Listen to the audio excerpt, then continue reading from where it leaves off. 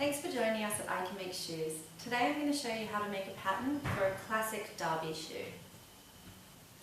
Okay, so in order to do this derby pattern we'll need a few things. Some masking tape, a piece of paper, pencil and eraser, a craft knife and some scissors.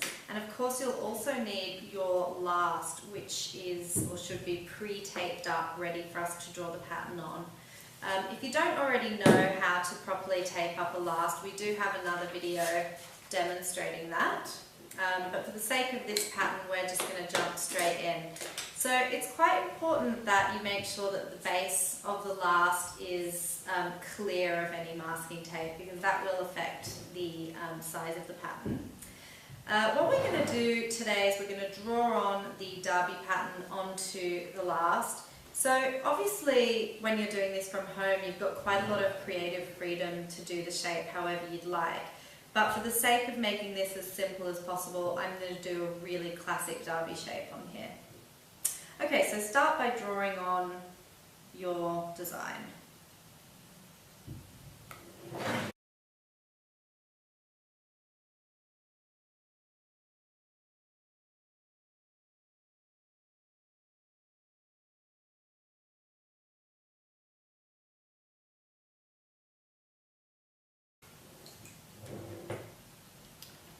Okay, so I have really roughly drawn on a classic derby shape there. We've got a heel cap area there, and we've got the two front sections here, and obviously the toe area. So this is the area here where your eyelets will go for your laces. So we can really roughly draw in a few there, just so that that helps us know where all the pieces are when we're doing our pattern. Now it is important when you're doing this from home that you use a ruler to make sure that they're evenly spaced apart, and obviously that they're in line in this area as well.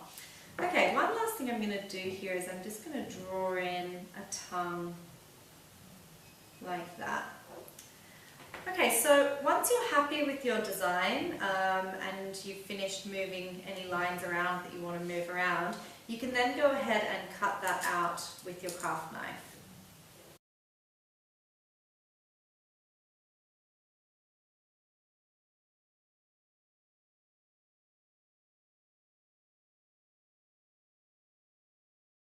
Once you've cut around all of the lines, you can then remove any excess tape that you won't be using. And one final thing before we start to take all of the pieces off and lay them flat is that we want to put a small notch onto these pieces here on the inside, and that's to remind us which is the inside of the shoe and which is the outside of the shoe. So because we now have three sections here, we'll have to put a small notch onto each piece. Okay? So once we've done that, we can start to peel off our pieces. So I'm going to start by removing this side piece here.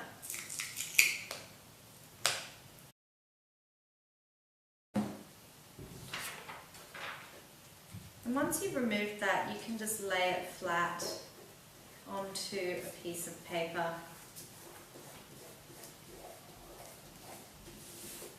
Okay, so once you've got that flat, we'll just put it to the side and continue our way around the shoe. So I am going to remove the back section now.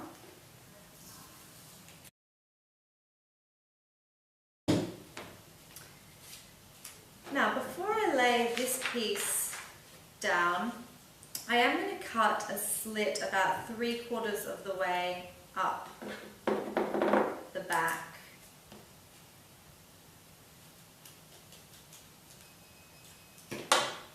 This is going to help us to lay it flat, and it's also going to come in handy later on when we want to get that nice curve at the back of the shoe there. Now you'll find because of that curve that some of these areas are refusing to lay flat. All we do in that case is take some scissors and put a few snips in there like that. Okay.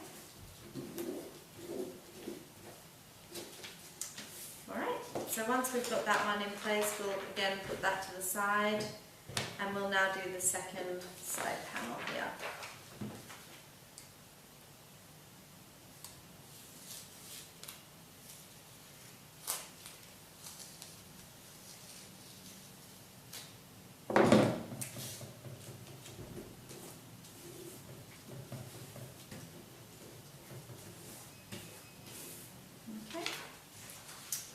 And last but not least, we've got the front section of the shoe here.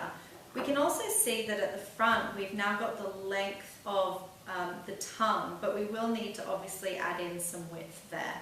So I'm going to peel this off, and it may be the case that we'll need some extra paper to stick it down, but we'll just see how we go.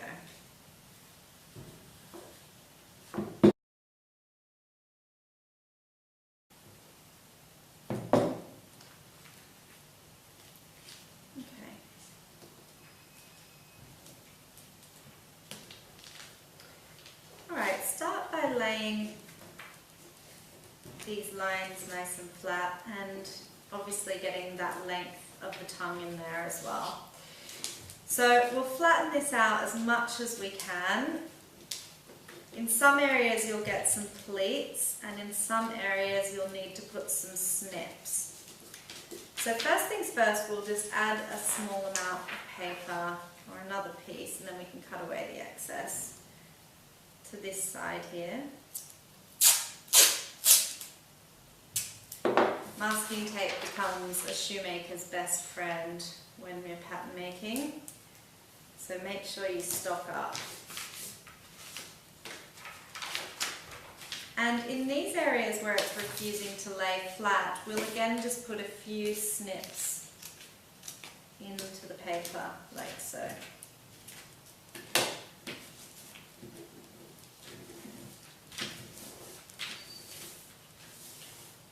Okay, so now that we have all of our pieces laid flat onto the paper, we can start to put our allowances in. Alright, so we're going to be putting our allowances into the pattern now. So I'm going to start with the front section here. What I'm going to do is I'm going to add a lasting allowance around this whole front area here. This is the feather edge of the shoe. So I like to do approximately 25 mil. So bringing that out to about that point there. And you want to follow the line of the pattern.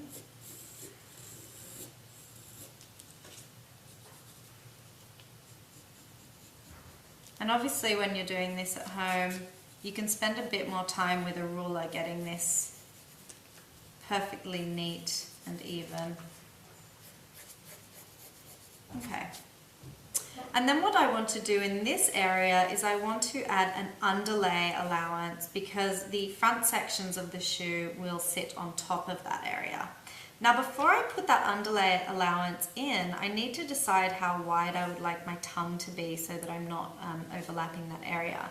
So we know that the tongue wants to be this high, so I usually just bring it around something like that.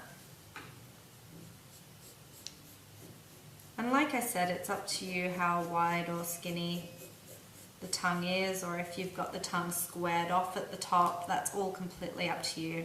And then at this point I'll add approximately 5 mil of an underlay allowance across both of those lines, bringing it right down into the lasting allowance.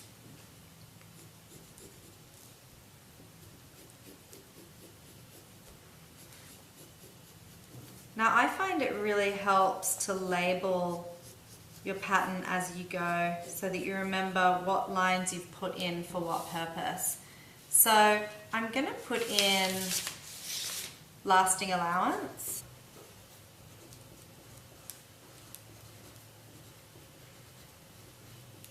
And that's approximately 25 mil. And this area here is what we call an underlay allowance. So I'll put a UL, And I'll just put 5mm next to it so that we know that that's approximately 5mm. Alright, let's move on now to some of our other pieces. So I'm going to start working on one of the side pieces here. What we want to do is we want to fold the top line of the shoe and obviously down the side here as well where the laces go. So I'm going to draw in 5mm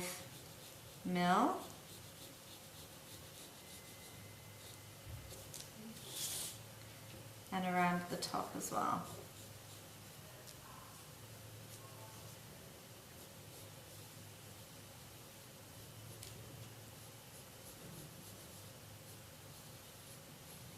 Okay, so before we move on, I'm just going to label that FA for folding allowance, 5mm, and FA, 5mm, and also this front section here is going to be a folding allowance as well. So we'll put FA, 5mm. Alright, a few other allowances need to go in here, down the back and at the front. Now, what we'll do at the back section is we'll put an underlay allowance for our heel cap to sit over the top. And this area here is actually going to be sitting on front of the toe and tongue area, which means that this area should also be a folding allowance and this one should be an underlay allowance. So again, I'm going to add 5mm on both those sides and just make sure that we label it correctly.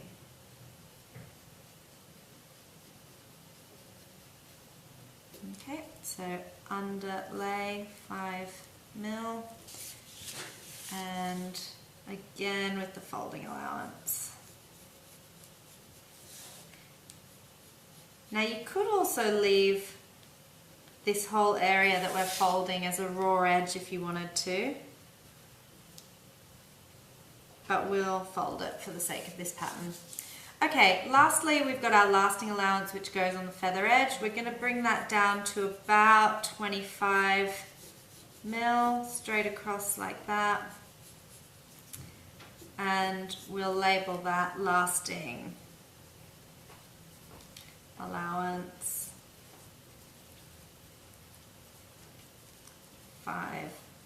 25mm. Okay, I'm going to repeat that exact step again for the other side.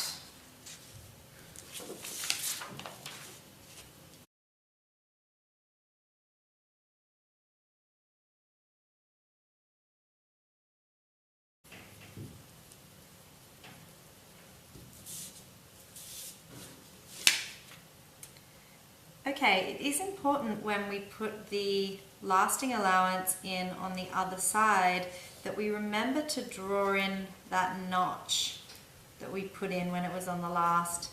This will just help us remember again which is the inside and which is the outside.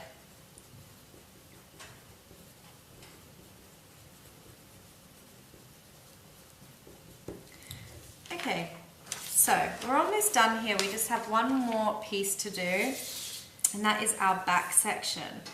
Now what we want to do here is we want to add the folding allowance to the whole top line around that edge, and we want to put the lasting allowance in the bottom. So we'll start by getting the folding allowance in, which again is approximately 5mm.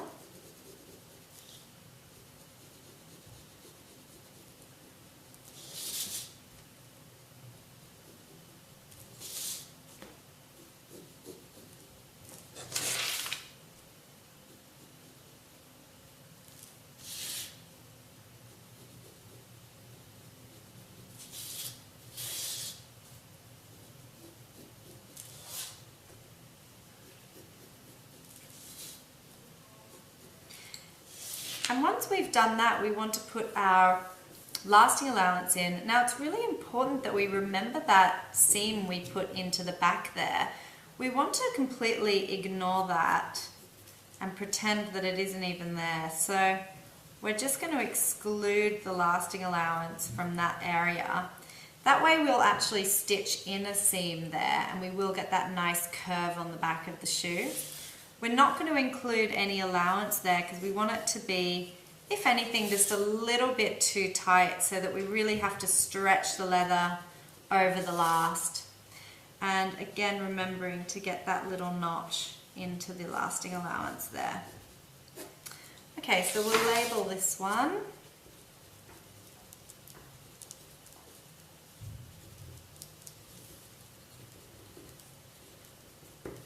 And this is all folding allowance, 5 mil. Okay, so all those pieces are now ready to be cut out. Okay, so this is what the pieces should look like once you've cut them out. I just want to mention at this stage as well that everything we've done at this point can be used for both men's shoes and women's shoes. So as you can see, we've got the men's derby there, and we've also got an example of a women's derby here using the exact same process. So with that being said, just to sort of show you really basically how it all pieces together, you can see that these two sections will now sit over the top like that, and that your back piece will be attached there like that. So what I'd like to do now is just take away the front section and show you how we can simplify this back section for your lining. So when doing the lining, quite often it's nicer to have this as one piece rather than to have it as 3 separate pieces. So the way in which we do that is just taking a little bit of masking tape, and we'll quite simply just overlap the back piece. Now it's really important that you make sure that this top line here is straight and even. If you've got a small discrepancy at the bottom here, that's fine, but you should actually have it pretty spot on if you're doing this from home and you've measured all of your allowances perfectly. So let me get that one in place. And that actually fits together quite well, considering I did it by eye. Alright, so that's then what your back section would look like as one piece. So if you did decide as well to do a derby pattern without a heel cap, it would look something like that. Thanks for watching. For more videos, subscribe to our I Can Make Shoes YouTube channel.